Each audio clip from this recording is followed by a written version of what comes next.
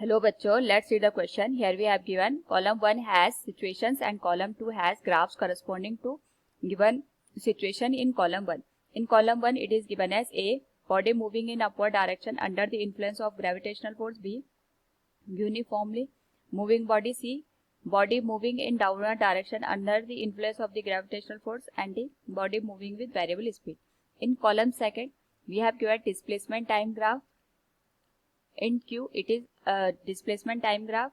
In R it is given speed time graph, and in S it is velocity time graph. Now to answer this question, first we will discuss here the key concept, and here the key concept is given as velocity time graph and displacement time graph.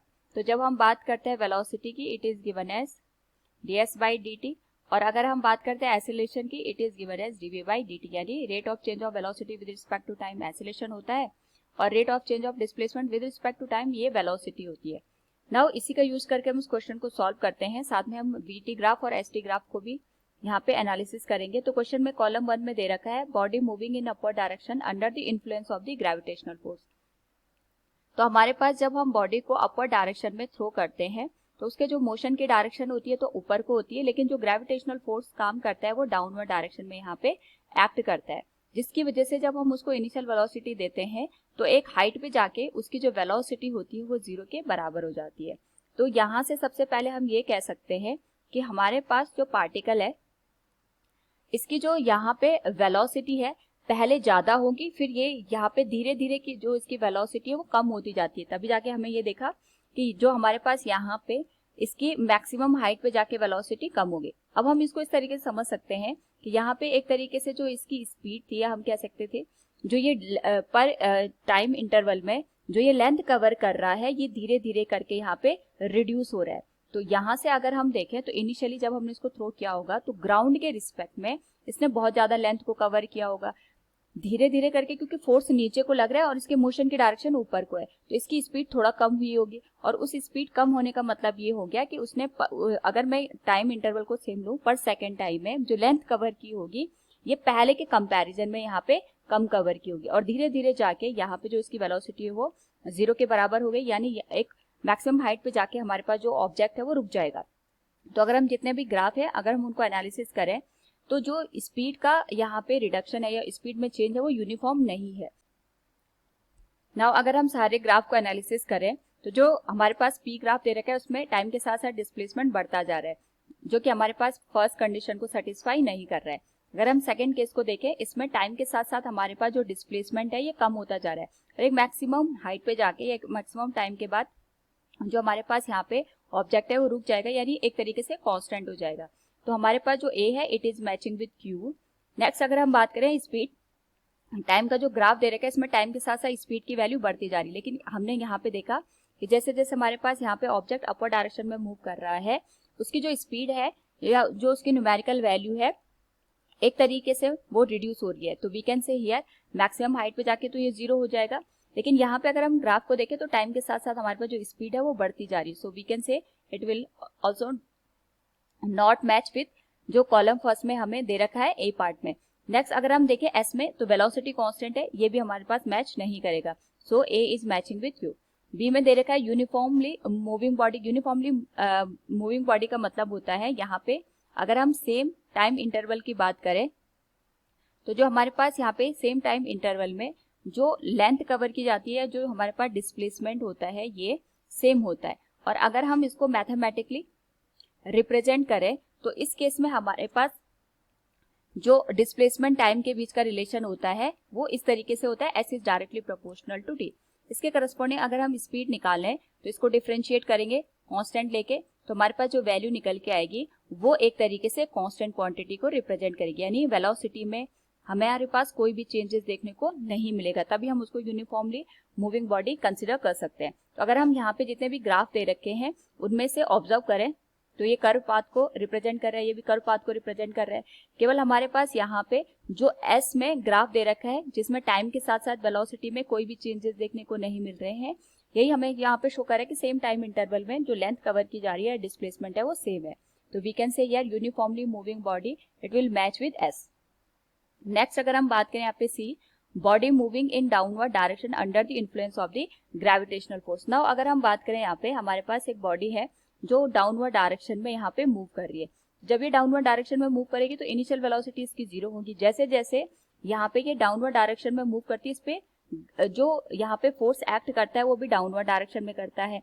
Motion की direction और force की direction यहाँ पे दोनों same रहती है और इसी वजह से हर एक पॉइंट पे जाके इसकी जो वेलोसिटी है वो यहाँ पे इंक्रीज हो जाती है और धीरे धीरे करके जैसे जैसे इसकी वेलोसिटी इंक्रीज होगी, जब ये ग्राउंड पे पहुंचेगा तो इसकी जो वेलोसिटी होगी यहाँ पे ये मैक्सिमम होगी। नाउ अगर हम यहाँ पे ऑब्जर्व करें इस केस में, क्योंकि हमारे पास जो वेलोसिटी है वो इंक्रीज हो रही है, तो वेलोसिटी इंक्रीज होने का मतलब ये होगा जब ये मैक्सिमम हाइट पे रहा होगा उस पर जैसे ही फोर्स एक्ट करेगा उस केस में इसकी जो स्पीड है वो थोड़ा सा बढ़ेगी।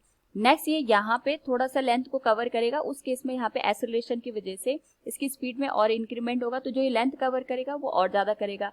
नेक्स्ट यहाँ पे हमारे पास हर एक इंटरवल के लिए अगर हम देखें तो हमारे पास जो लेंथ कवर की जा रही है बाय द ऑब्जेक्ट वो इंक्रीज हो रहा है, यानी हमारे पास यहाँ पे डिस्प्लेसमेंट की जो वैल्यू है वो टाइम के साथ साथ बढ़ रही है। तो वी कैन से हियर हमारे पास जो बॉडी है जो फ्री फॉल कर रही है वो डिस्प्लेसमेंट यहाँ पे टाइम के साथ साथ बढ़ रहा है, जो कि पी के ग्राफ से हम यहाँ पे देख सकते हैं। So it is matching with graph P. Next यहाँ पे हमारे पास क्योंकि जो स्पीड है वो टाइम के साथ साथ बढ़ रही है, कांस्टेंट रेट से बढ़ रही है, क्योंकि हमें पता है यहाँ पे हमारे पास जो एक्सेलरेशन होता है that is given as dv by dt। और साथ में यहाँ पे अगर हम ऑब्जर्व करें तो हमारे पास जो एक्सेलरेशन एक्ट कर रहा है वो ग्रेविटेशनल एक्सेलरेशन एक्ट कर रहा है। तो यहाँ पे जो वेलोसिटी का चेंज है वो फिक्स अमाउंट का चेंज हमारे पास हमें देखने को मिलेगा।